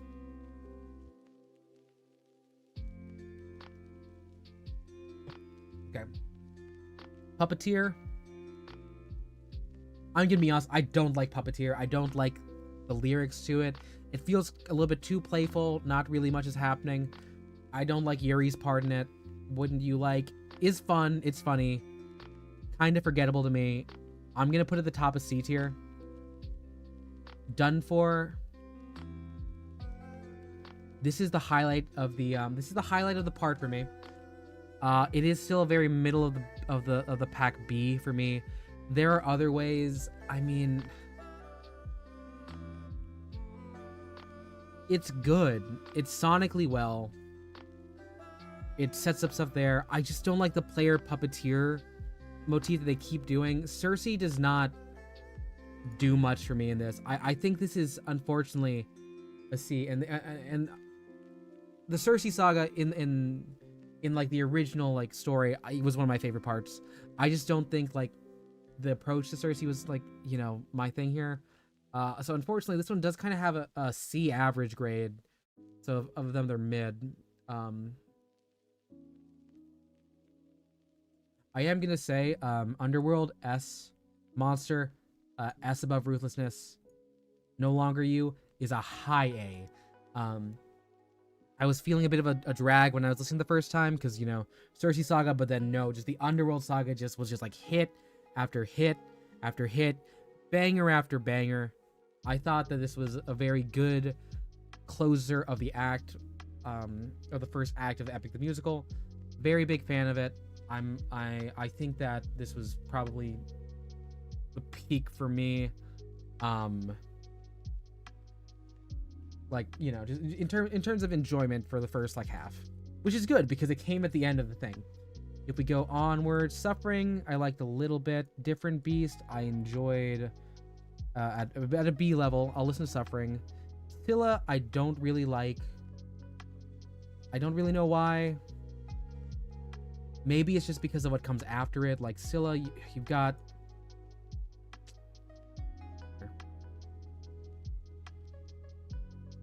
You've got like some of the fun recurring like Full Speed Aheads. You have some like, you know, We're the Same, You and I think that's like it's a fun line to have. I do think nothing really sticks out. Mutiny, on the other hand, I think is a great storytelling song, just from where it takes you from point A to point B. You get like some really fun stuff with the way that Jorge's playing with the idea that Zeus is coming before them, and like, you know, it's ahead of Odysseus. There's really fun like actual music theory going on there. Thunderbringer, gonna give it an A. I think Thunderbringer, just for the ending of Thunderbringer, it has to be A. Because like I think it's like, you know, it's high drama. There's high drama going on in Thunderbringer, and I like it. I love mess. This section here, where it's Yuri talking to Odysseus, it hits so hard. It's so good. And she's gone. And then we hit Legendary, which we're gonna put in the D tier. I sang it. It felt weird. I don't like it. Little Wolf, better because we get a little bit of Athena in there. It definitely does feel like, oh wow, oh pops, oh golly gee. is Telemachus' thing, which is fine because he's like got some Arrested Development. I do like Will Be Fine a little bit better. I think it shows a lot of like growth from Athena. Still sonically not the most. Love in Paradise. I don't like Love in Paradise. It goes too long. I think this is my first F. It might be my only F in the entire series. We're hitting a lot of mid right now. But God Games I do like. This is actually going to be the top of A for me, above Thunderbringer. There's some really fun stuff there with Athena. I do like the other gods showing up. I like the little Hera dig. Again, Calypso, you're gonna be in D. Not Sorry for Loving You it's a song that I would like on many other stories where we had more time and it wasn't we just hear you in 2 songs. Where I usually do like the losing girls in animes and shows like that, but I'm so sorry, Calypso. I just don't like you. You're in D. You have an 0 for 2 hit, right?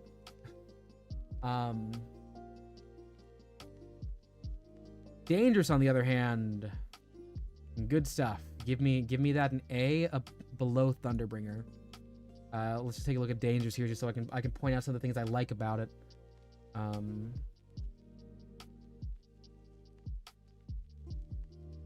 Just because it opens the 600 man motif for him goes pretty good. I like Hermes. I like this is the better Hermes song for me.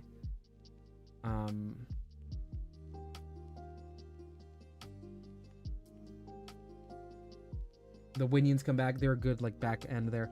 But I like it. I think Hermes does a lot of lifting on this one. He's a big personality person. Charybdis, it starts things. This is very much just top of mid. Still is right next to Charybdis. It should be right there. If I were to put Odysseus in between this would be funny. Just because, you know, it's like the same original Rock in a Hard Place, but, you know, Odysseus caught between Scylla and Charybdis. But that's not where that goes sonically. Get in the Water, I like it a lot. This goes above Thunderbringer. Poseidon is a great final boss. I think he does very fun, menacing things. I think it really does a good job of pushing Odysseus' buttons to where he gets in 600 Strike, which for me is going to be my S tier. I'm going to put the S tier up there. And at this point, you can see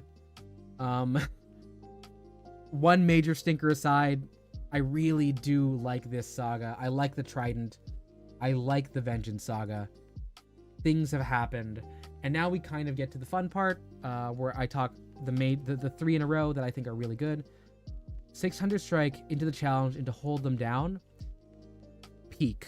The momentum that comes from 600 Strike into the challenge, finally getting to hear the point of view of Penelope, and it's just a monster song. Like, this is going to be a song that is sung at cabarets for years.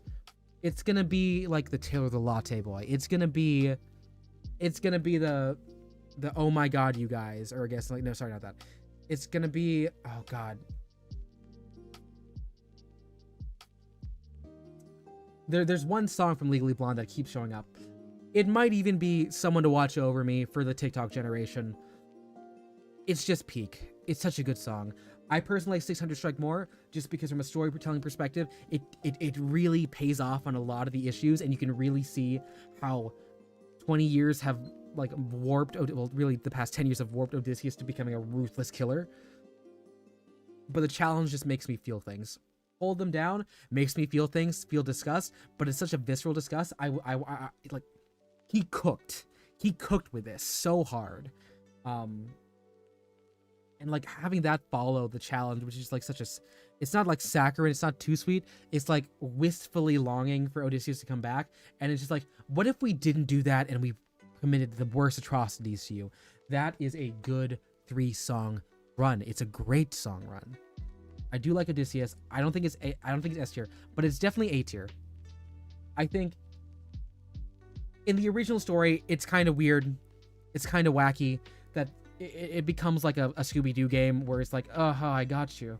And you had to do so much. But I think there was enough done with this lyric-wise. I like the way that the unnamed suitors start having voices and you can just hear that. I like seeing the vacuum that happens after Antonius dies. It's good. It's good. I like it a lot. It's an A tier. I Can't Help But Wonder. Also A tier. Unfortunately, it is a Telemachus song. And I'm sorry, I just don't like Telemachus very much. But Athena, I think it's so emotionally resonant. I think it's very good. Actually, honestly, story-wise, I'm gonna give it a boost over Dangerous and below Thunderbringer, because Thunderbringer is really cool. I love the conclusion of the Athena and Odysseus storyline in this. I think that in many other things, you could very easily see this as like being a romance that's, you know, past its time. It just wrong place, wrong time, real lovers. But you know, the added layer of this is a god. I do think they're a really good pair. I like the way their voices sound next to each other. It's very sad. I did just say I very often root for the losing girl in romance shows. I would if it weren't for the fact that I knew that our boy Odysseus really wanted to see his wife, I would be like, I ship Athena and Odysseus. But I won't do that. It does hit a very high A. Would you fall in love with me again? This is gonna go above Mutiny. I think it is a great way to close out the piece. Penelope, you know, came in really late with her couple songs. She has a couple small parts, but like she is putting in work. I think it's a good duet. We learn a lot about the characters. I think this is my final ranking. The closing, the final part of the sagas, the Ithaca saga, really does end on a high point. I like it a lot. Hi, Professional Dummy. How's it going? Welcome. You're just catching the end of our talk about we were talking about Epic the Musical, and we just finished my tier list of all the songs. I'm gonna turn down this a bit more. I'm gonna go ahead and just take a quick screenshot of this one here. I'm gonna also close my, you guys won't be able to see this real quick. I'm just gonna go put this in my Discord so people can see it. We're gonna put that there. And then we can just start talking about, like, you know, other things, other fun stuff. Putting it in my Discord.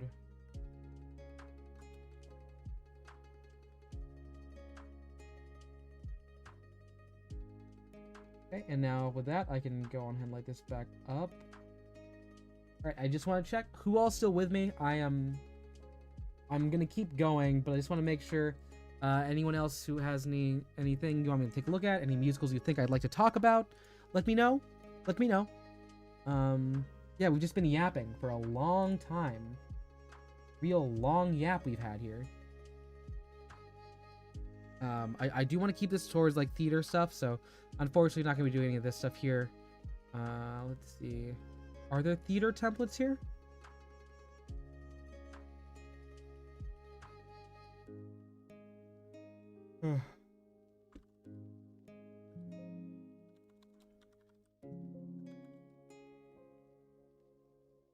Here's the musicals. Music. Country music.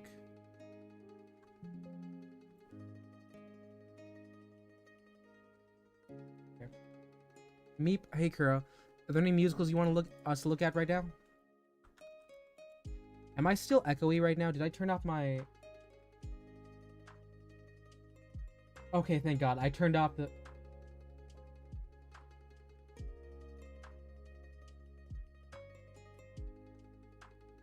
Alright. I turned out... I was like, oh, please tell me I remember to turn off the thing.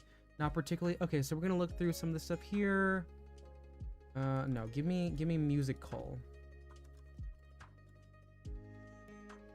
So let's go through some of these here. Other ones I've been very aware of. Musical theater tier list. Okay, 27 items on here. Okay, just shows. I don't know some of these shows. We're not gonna do this. Let's see. Let's see.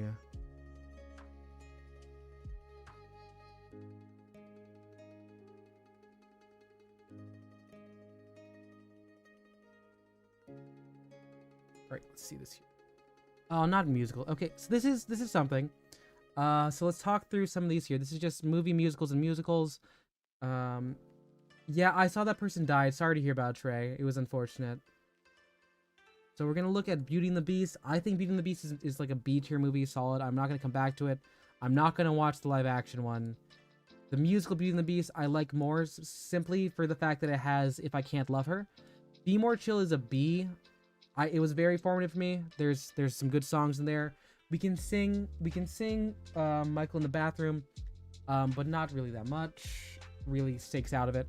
I like the original and the Broadway one. I do think that's a bit of a weird one that people have opinions on. Black Friday is okay for a Star Kid musical. I would give it maybe a B in terms of songs. Some of the ballads are a little bit catchy and overdone. I love Book of Mormon. It's an S. I don't like cats. I don't like cats. Dear Evan Hansen. I'm a Dear Evan Hansen apologist. I'm not a movie apologist. Evita's a good musical. It's a top of B. Falsettos, B. Firebringer, honestly a C tier. It's very memeable. I don't like it very much though. Not much goes on there. The plot meanders. Some of the characters are annoying. Greatest Showman, I'm gonna give it song wise, it's so good. Plot wise, it's not. It's gonna be right next to Be More Chill and Bill. Yeah, no, I saw about it, Trey. It's unfortunate. Guy who didn't like musicals, give it an A. Jeff Blim's probably my favorite Jeff Blim Star Kid musical. Hamilton, by definition, has to be at least A. I didn't see Head and Heels. Heathers is my S. West End Heathers, I don't like very much. I mean, I do like the JD, and I like Carrie. I just don't like the new songs. I did see the list, Trey. I did see the list. I did see that Lydia Butthole Collins is there. I'm happy she's there. Hunchback, not the musical, about a C. Hunchback, the musical, actually an A. Very good improvement. Into the Woods, the show. Above Beauty and the Beast. Into the Woods, the movie with James Corden. Serviceable, it's a B. Legally Blonde. This is actually, I think this is probably my A tier. Mamma Mia, the movie, B. Mamma Mia, Here We Go Again, C. Mean Girls, the musical. It's right next to Be More Chill, and that's the right place to go. Mean Girls, the musical, the movie. It's bad. It's worse than Dear Evan Hansen. Nerdy Prudes Must Die. Of the Hatchetfield trilogy, it's an A tier. It's better than Black Friday. Phantom. I don't like Phantom. C. Phantom movie. Worse. Ride the Cyclone. Very uneven at times. It gets a B tier. Below Mean Girls. Rockabye I have not seen. Six the musical. It's a good song cycle. I'll give it a B. More chill. But worse than Greatest Showman. Sorry. Worse than Greatest Showman. Oh yeah, no. Rue for certain just had a turnaround. Starlight Express. Haven't seen. Trail to Oregon. It's really funny. The Bandit King gets me. This is going to be a classic A for Star Kid. West Side Story. Pretty good. I made a couple papers on this. It is above Hunchback, below Beauty and the Beast for me. West Side Story movie, perfectly serviceable B tier. We're gonna sing.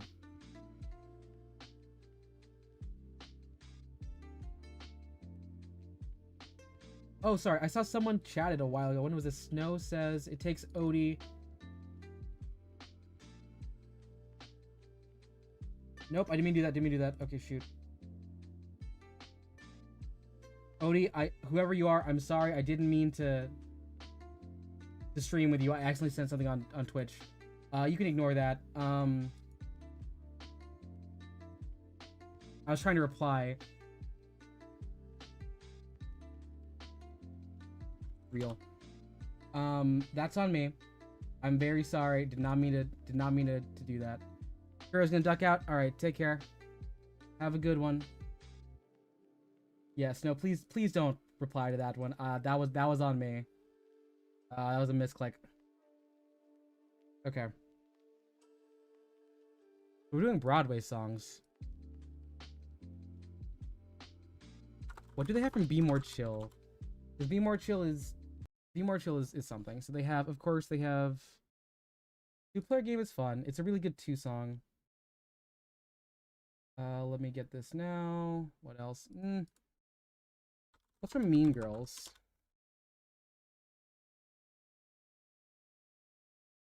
We're gonna do I'd Rather Be Me.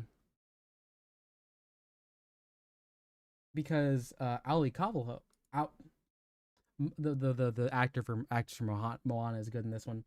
So we're gonna play this now. Here's the thing with this. Okay, with the way this is going, when I use this, I do need to actually boost up my audio gain because right now I think there's some stuff going on the back end. But yeah, that's Mean Girls. That's Mean Girls. Oh, let me see. I'm being content. Oh, I'm immediately in content ID. Give me a second. I'm gonna stop this.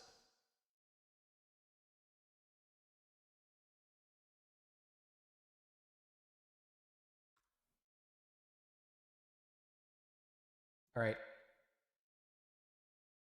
Let me see the more info.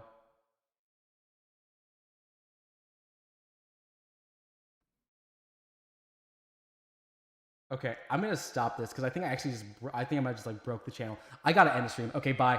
My name is KazCassidy. I'll see you soon. I'll see you later. Bye.